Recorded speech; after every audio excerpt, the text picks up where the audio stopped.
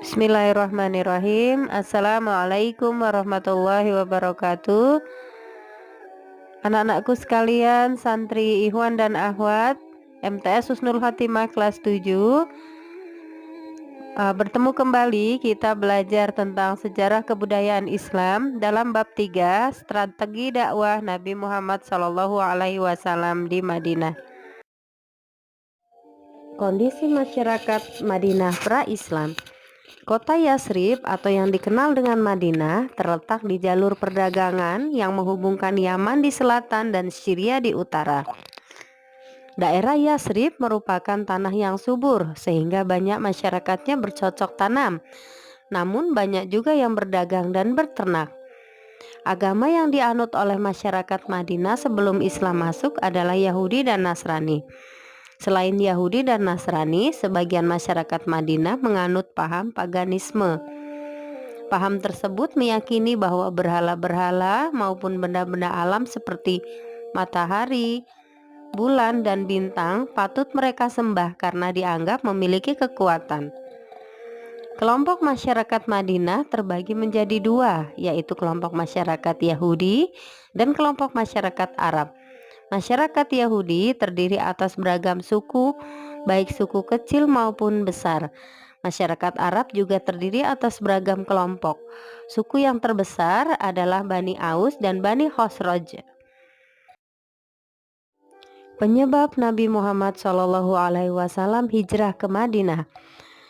Selama berdakwah di Mekah, banyak sekali ancaman yang dialami oleh Nabi Muhammad SAW dan para sahabat. Terlebih setelah wafatnya istri dan paman beliau, Rasulullah merasa bahwa dakwah di Mekah sulit berkembang.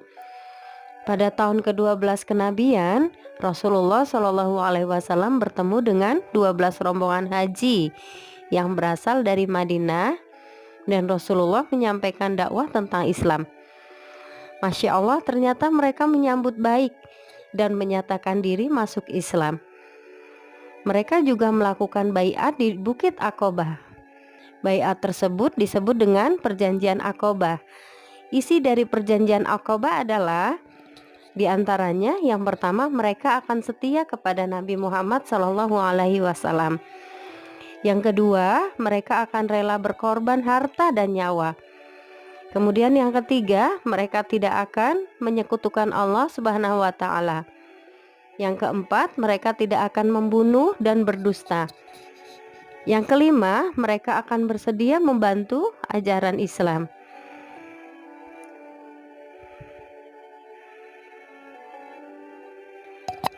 Berselang 1 tahun, sebanyak 73 orang Madinah melaksanakan haji di Mekah. Mereka juga menemui Rasulullah SAW untuk memberikan berita bahwa masyarakat Madinah meminta beliau berdakwah tentang Islam di sana. Rasulullah mengabulkan permohonan tersebut dan membuat perjanjian Aqobah II dengan mereka. Isi dari perjanjian Aqobah II diantaranya, yang pertama, masyarakat Madinah bersedia melindungi Nabi Muhammad SAW. Kedua, masyarakat Madinah bersedia ikut berjuang membela agama Islam, baik dengan harta maupun nyawa.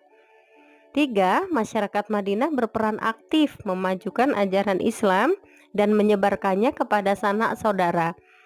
4. Masyarakat Madinah siap menerima resiko dan tantangan apapun. Melihat kondisi umat Islam di Mekah yang semakin terdesak, Rasulullah SAW memutuskan untuk berhijrah ke Madinah.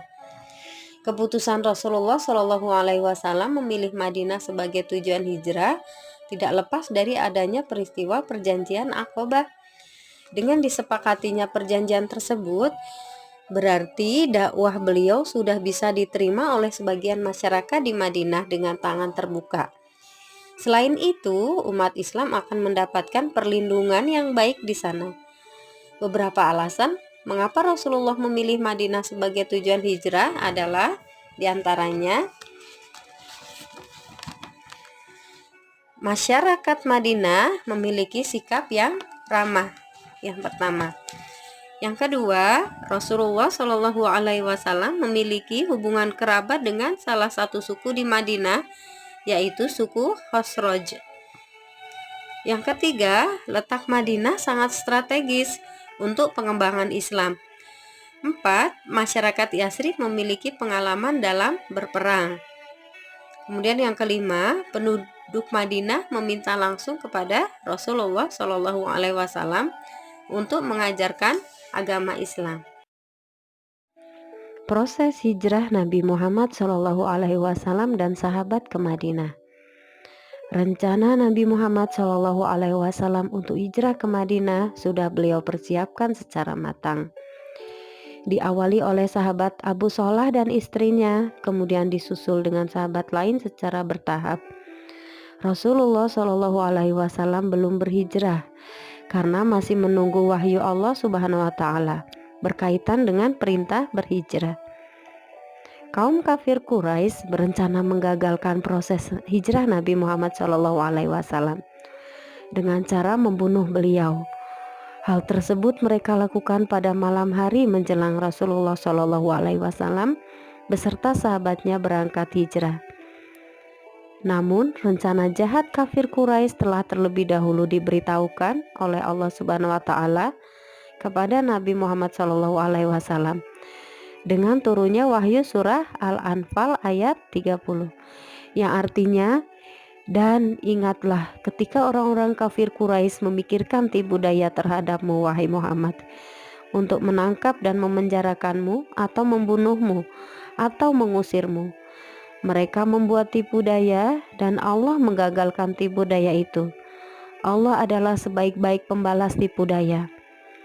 Wahyu tersebut menunjukkan bahwa sudah saatnya Rasulullah Shallallahu Alaihi Wasallam melakukan hijrah. Rasulullah Shallallahu Alaihi Wasallam ditemani oleh Abu Bakar bergegas berangkat sebelum kaum kafir Quraisy menyerbu kediaman Rasulullah.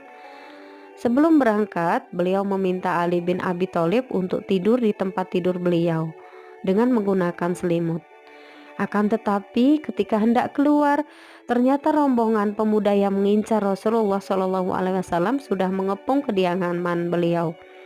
Saat itu Nabi Muhammad Shallallahu Alaihi Wasallam berdoa, dan atas izin Allah, para rombongan pemuda kafir Quraisy tertidur hingga pagi hari.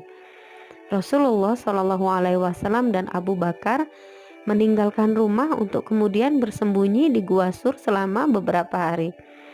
Keesokan harinya, para pemuda Quraisy terbangun dan mendobrak kamar Nabi Muhammad Shallallahu Alaihi Wasallam.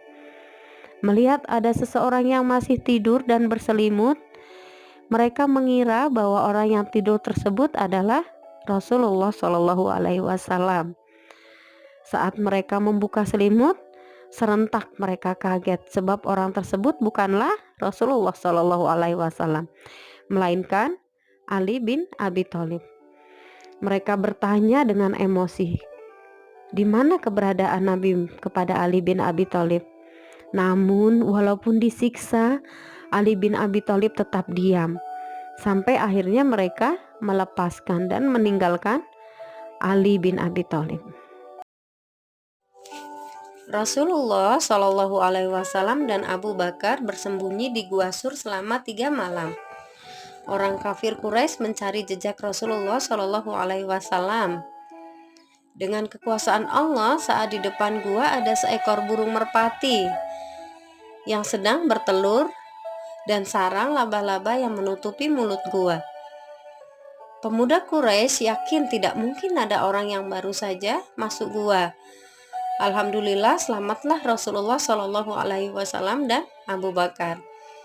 Setelah bermalam di Gua Sur selama 3 malam,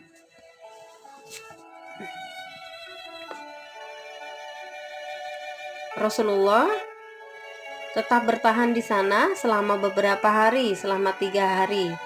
Diambillah strategi sebagai berikut. Yang pertama, Abdullah, yaitu putra dari Abu Bakar.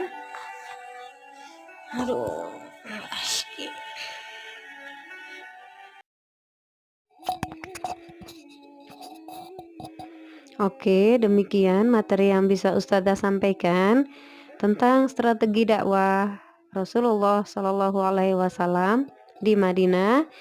Syukron atas perhatian dari antum dan antuna semua. Jazakumullah khairan katsiran. Barakallahu fikum. Wassalamualaikum warahmatullahi wabarakatuh.